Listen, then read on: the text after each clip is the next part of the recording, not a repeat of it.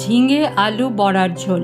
এই গরমে নিরামিষ দিনে যখন কি খাবেন ভাবছেন, তখন এই রেসিপিটা ট্রাই করতে পারেন। কম মশলা দিয়ে তৈরি হলেও খেতে কিন্তু বেশ সুস্বাদু হয়। ভিডিওটা শুরু করব, তবে প্রধান উপকরণ ঝিঙে। আমি 500 গ্রাম ঝিঙে দিয়ে রান্নাটা করছি। ঝিঙেটা আমি ঠিক এইভাবে খোসাটা ছাড়িয়েছি। বটি দিয়ে খোসাটা পুরো ছাড়িয়ে নিলে ঝিঙে একদম গুটিয়ে যায়, দেখতেও ততটা ভালো লাগে না। সেই জন্য এইভাবে আমি খোসা ছাড়াতে দেখেছি আমার মা কাকিমাদের। ছুরির পেছন দিকটা দিয়ে বেশ ভালোভাবে এটা চেঁচে দিচ্ছি। একটুও যেন শক্ত পোর্শন বা খসখসে পোর্শন না থাকে, সেরকম করে সুন্দরভাবে চেঁচে দিতে হবে। আগে ঝিঙেগুলো ভালোভাবে জলে ধুয়ে নিয়েছি, তারপরে এরকম করে আমি চেঁচে দিচ্ছি। দেখুন, একটুও যেন খসখসে ভাব না থাকে, সেরকম করে প্রত্যেকটা ঝিঙে আমি চেঁচে নিয়েছি। তারপরে এই খোসাগুলো তো বাদ দেবই, আর ঝিঙেগুলো একটু জলে ধুয়ে নেব, তারপরে আমি পিস করব। যাতে ওই সবুজ একটু টুকরো টুকরো অংশ লেগে না থাকে, তাই একবার জলে ওয়াশ করে নিয়েছি খোসাগুলো ঘষে নেওয়ার পরে। এবারে ঝিঙেগুলো পাতলা হলে এরকম দুভাগ করব, একটু চওড়া হলে 4 ভাগ করব। 4 ভাগ করলে, এই সরু সরু ঝিঙেগুলো 4 ভাগ করলে একদম গুটিয়ে যাবে, তাই সরু অংশগুলো আমি 2 ভাগ করছি, আর একটু মোটা অংশ থাকলে সেগুলো আমি 4 ভাগ করব। আজকে ঝিঙে আলুর ঝোলে আমি বড়া দেব, তাই যে কোনো ডাল দিয়ে করা যাবে। আমি মটর ডাল 3-4 ঘন্টা আগে জলে ভিজিয়ে রেখেছিলাম। আর এখানে আলু 300 গ্রাম খোসা ছাড়িয়ে এরকম লম্বা লম্বা করে একটু পাতলা পাতলা করে টুকরো করে জলে ভিজিয়ে রেখেছি।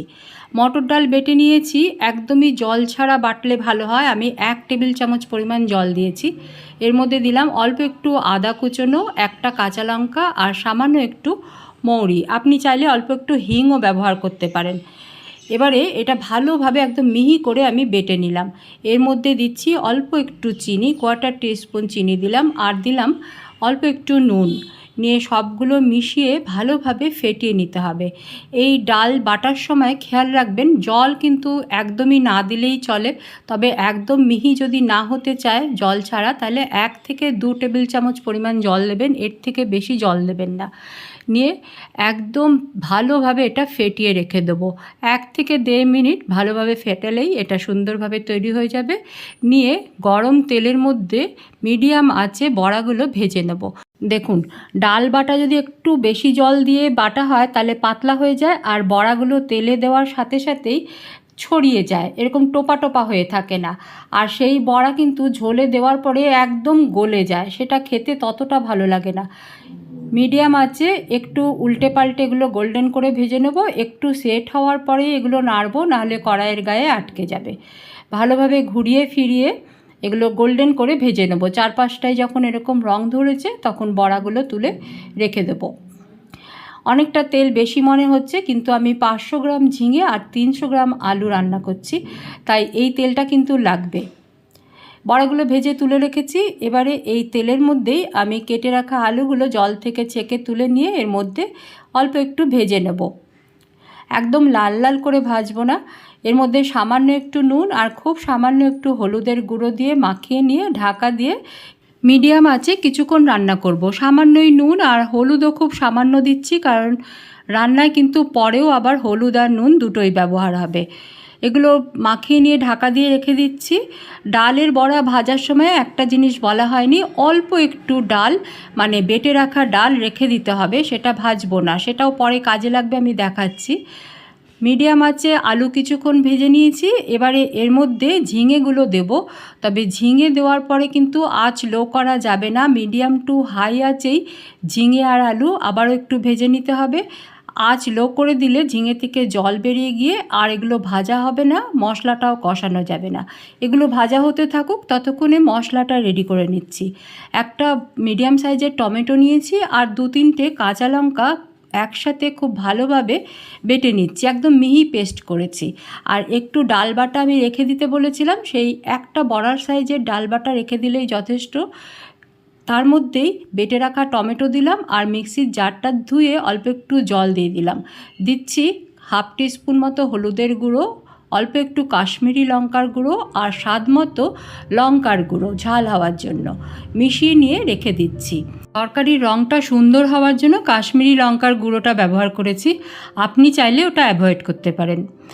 মশলা মিশিয়ে রেখে দিয়েছি। এদিকে ঝিঙে আর আলু সুন্দরভাবে ভাজা হয়ে গেছে। এবারে এর মধ্যে গুলে রাখা মশলা দিয়ে দিলাম। এবারে নাড়াচাড়া করে তেল ছেড়ে আসা পর্যন্ত এটা কষিয়ে নেব। ডাল বাটা দেওয়া হয়েছে, তাই কিন্তু এই সময় একটু স্টিক করতে পারে, তাই একটু নাড়বেন ভালোভাবে। আর ডাল বাটাটা দেওয়া হয়েছে বলে ঝোলটা কিন্তু বেশ একটু ঘন হবে, একেবারে ট্যালট্যালে হবে না। এর মধ্যে মশলা না থাকলেও বোঝা যাবে না তেমন। গরম ফুটন্ত জল দিলাম, বেশ খানিকটা জল দিতে হবে, কারণ বড়া পড়বে, বড়া কিছুটা ঝোল শোক করে নেবে, সেই জন্য বেশ খানিকটা জল দিতে হবে।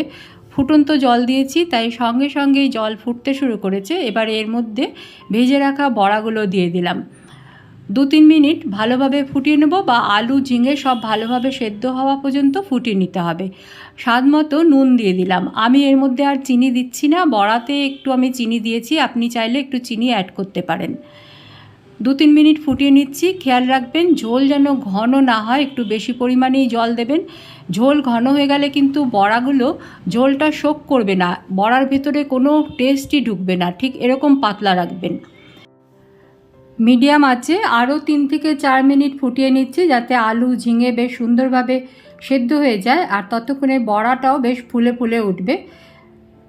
এগুলো ভালো মতো সেদ্ধ হয়ে গেছে। এবারে এই ঝোলটা আমি একটা অন্য পাত্রে সরিয়ে রাখছি। আপনি চাইলে অন্য কড়াইয়েও বাকি রান্নাটা করতে পারেন। আমি এই কড়াইটাই পরিষ্কার করে নিয়ে অল্প একটু সর্ষের তেল যোগ করে দিলাম। পুরো রান্নাটাই আমি সর্ষের তেলেই করছি।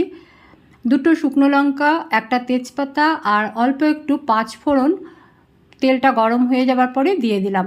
5 ফোড়নে মৌরির গন্ধটা একটু বেশি চাইছি, তাই আরও অল্প একটু মৌরি আমি যোগ করে দিলাম। ঝিঙে আর মটর ডালের বড়ার সাথে 5 ফোড়ন আর মৌরির গন্ধটা ভীষণ ভালো ম্যাচ করে, তাই একটু বেশি আমি মৌরিটা দিলাম। ফোড়নটা ভালোভাবে হয়ে যাবার পরে তৈরি করে রাখা ঝোলটা এর মধ্যে দিয়ে দিলাম। আর কিন্তু এটা বেশিক্ষণ আঁচে রাখা যাবে না, একবার ফুটে উঠলেই গ্যাস বন্ধ করে দেব। নিয়ে ঢাকা দিয়ে কিছুক্ষণ রাখবো। তৈরি হয়ে যাবে আমাদের ঝিঙে আলু বড়ার ঝোল। আজ আমি ঝিঙের খোসাগুলো এইভাবে ছাড়ালাম, আপনারা নিজেদের পছন্দ মতো কেটে নেবেন ঝিঙে, তাতে স্বাদে কোনো হেরফের হবে না। কেমন লাগলো আজকের রেসিপি আমাকে অবশ্যই জানাবেন। ভালো লাগলে নিজেরা রান্না করে খাবেন, আর একটা লাইক শেয়ার কমেন্ট অবশ্যই করবেন। নতুন বন্ধুরা আমার ভিডিও দেখতে আগ্রহী হলে চ্যানেল সাবস্ক্রাইব করে সঙ্গে থাকবেন। এই রান্নাটা গরম ভাতের সাথে পরিবেশন করবেন, আশা করি সবার ভালো লাগবে। সবাইকে ভালো থাকার অনেক অনেক শুভেচ্ছা। সঙ্গে থাকার জন্য অনেক ধন্যবাদ জানিয়ে আজকের ভিডিও শেষ করলাম। ফিরে আসবো আবার অন্য কোনো ঘরোয়া রেসিপির সাথে।